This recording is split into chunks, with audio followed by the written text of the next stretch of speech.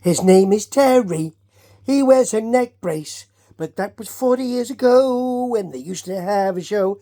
Yes, it's Mid-South Wrestling from September. Is it September? I think it is. Yes, it is. No, it's not. It's April. Why did I think it was September? Anyway, it's the 19th of April, 1984. And at this point, the television title has been decided. And last week, Khrushchev, previously known as Crusher Darso, soon to be known as Smash, with acts in Demolition, Walking Disaster. Yeah, they will. He will win. He did win the TV title from an already hurt Terry Taylor. Hence why he is sitting with JR at the announce table, at the commentary table, wearing a soft neck brace and kind of selling it with a sort of, ooh, it's painful. Ooh, my neck's painful. Yeah, so we're going to see quite a lot of Khrushchev this week because they want to celebrate, don't they? Terry Taylor wanted to win the title, the TV title, not for the $10,000, not for the medal, for the people. Because the medal's for the people, folks. I don't know how that is the case, because you can't give the medal to the people, can you? And I don't know whether if he got the 10 grand, he would have said, I'm distributing it to local people, or people here in the studio. I'm not quite sure that would have happened. Anyway, Khrushchev, the Russian sympathiser, is certainly not going to give it to the people of America, because he's not keen on Americans being a Russian sympathiser. See? So, the first match in this here programme is one that you think, why have they given this away on Saturday morning, wasn't it? Programming. Why? It's the Midnight Express, current tag champs, versus the Rock and Roll Express.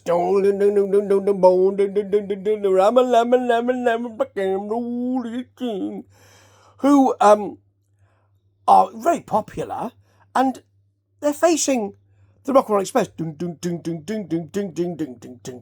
The Midnight Express, should I say. Condrey and Eaton for the belts. What's going on? And James E. Cornette, Jim Cornette is not there. I got the feeling when it started that this could be a title change. That would be extraordinary to give away free, wouldn't it? But it's a good match, good close work. Morton goes to work on the leg, as does Robert Gibson. They work well oiled. Condrey's gets back to the corner and says to Eaton, would you like to have a go? There is a Ricky Morton drop kick. They like those drop kicks. Condrey stomps on, I think it's Morton, while Bobby Eaton holds him. And then a woman gets into the ring and smashes Ricky Morton with her purse, and then very quickly whips off the wig, and it's Jim Cornette. Right. The thing is, I mean, it's funny because Jim Cornette, loves wrestling and wants to do that sort of thing, But there's no logic to it, is there? Mind you, this is wrestling, so there's seldom logic to things. We're going to see Stagger Lee later. There's no logic to that, is there? But anyway, there's no logic to it because he's not there to begin with. I know he talks about his mama a lot, so they could have made more of that. But why didn't he just run out of the crowd dressed as Jim Cornette? Actually, the dress he's got on is dowdier than the outfits he usually wears.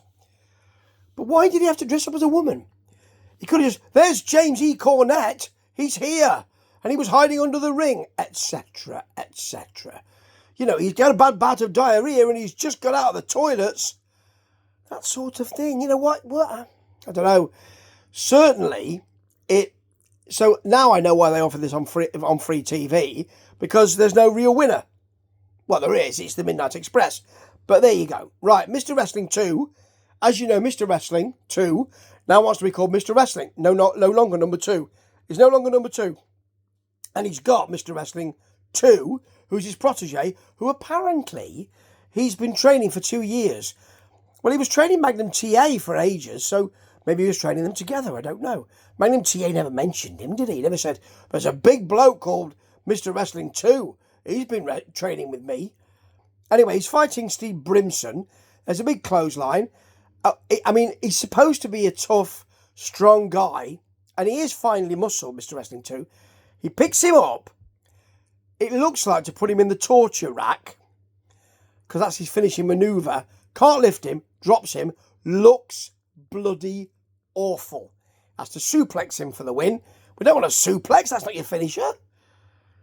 Anyway, it was just a precursor for Duggan versus Khrushchev for that TV title. They get straight to the fight, and Duggan gets not a great clothesline. It's apparently an NFL caliber clothesline. Well, we don't really have clotheslines in the NFL, so I don't know what you mean by that, Jim, but I understand, you know. Then he's got a hip toss, and I couldn't see what happened. It looked like, well, they're saying that Khrushchev, who was prone on the mat at the time, tripped him or something like that. I think Duggan just fell over, to be honest. Then we've got Khrushchev really spoiling, you know, drops him throat first over the top rope, all of that. Big, and a big shoulder tackle off the top from Duggan, which is called a spear. I don't think it really is a spear. And because he might have won the title or won the medal, do you get the medal back? Do you get $10,000? I'm not quite sure how it works. But Volkov's in. He's got the coal miner's glove, as JR shouts. In comes Terry Taylor. Terry, you're not cleared to wrestle. Rooster, oi, Rooster, oi, it's clucking ridiculous, mate. Come on, Rooster, get back here. So yeah, but he doesn't really get in the ring, Terry, because he's caught by the Reeds. He's caught by Butch Reed, who takes his soft neck brace off and runs him into the ring post. But just keep going. Sorry, not keep going. Just don't go. Stay there. Keep going with your commentary. That's what I really meant. Now, this is extraordinary because Crusher has clippers, and he proceeds to shave off Duggan's beard. Now, Duggan hasn't got much of a beard. It's sort of stubble. He's really selling it. Oh, but it's apparently a real lack of respect, because JR tries to tell us, and he does his best here, that his freedom of speech and his kind of love of the American Constitution and all that, and freedom of speech advocacy is really shown by his beard. I mean, I've got a beard, and I'm into freedom of speech to a certain extent, but I wouldn't say this denotes freedom of speech. Sometimes it doesn't, because if it's bigger, it gets into the mouth. However, Duggan hasn't got a very big beard, and he doesn't. Khrushchev doesn't get much of the beard off, so it does look like he's just had quite a nice hipster, design on it. Looks quite good, actually. Magnum TA is in to help out with the board very, very late. I mean, most of the clipping's been done, and Duggan does sell it well. But then we've got Butch Reed, who had just been out, of course, with Buddy Landel versus Lanny Poffo and John King. Lanny Poffo does the crawling through the legs to get the hot tag in this. Great. I love to see that. Reed, of course, early on, it's a big clothesline. There's a Landel knee drop. There's a double elbow, a Landel slam, an elbow he won't pin. And Reed gets a shoulder block, which is called the slingshot for the pin. It's all right. Then we've got Masao Ito versus Joe Savoldi. It's your fourth standby match, folks. It's not great. Ito attacks immediately, runs him into the post, hits a backbreaker, gets some chops, and then he hits a sort of enziguri. It's neither one thing nor the other. It's neither a drop kick nor a real enziguri. It kind of catches him here with a floppy foot, and it's called a karate kick. I've never seen a karate kick like that, to be honest. And then there's a splash, a simple splash for the pin.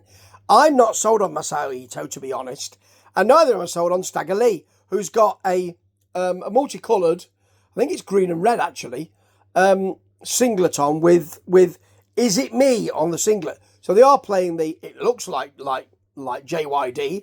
It sounds like the Junkyard Dog, but it's not. It's non-title this, and he's fighting Mr. Wrestling. There's a very poor clothesline from Stagger Lee, a headbutt. Mr. Wrestling is kind of begging off, walking backwards. I like that. Some shots from Mr. Wrestling, who's the champion, of course. Puts Lee down. There's a choke. Lee gets a kind of power slam. There's a ref bump, and in comes Mr. Wrestling 2. In comes Mr. Wrestling 2 with knees to both. From both to Stagger Lee. It's quite nice, actually, because, of course, Mr. Wrestling 2's got that augmented knee pad, hasn't he, with a knee brace thing. They both give him knees. And then they're after the mask, and here comes Magnum TA, who's not fought tonight, but has got in the ring twice.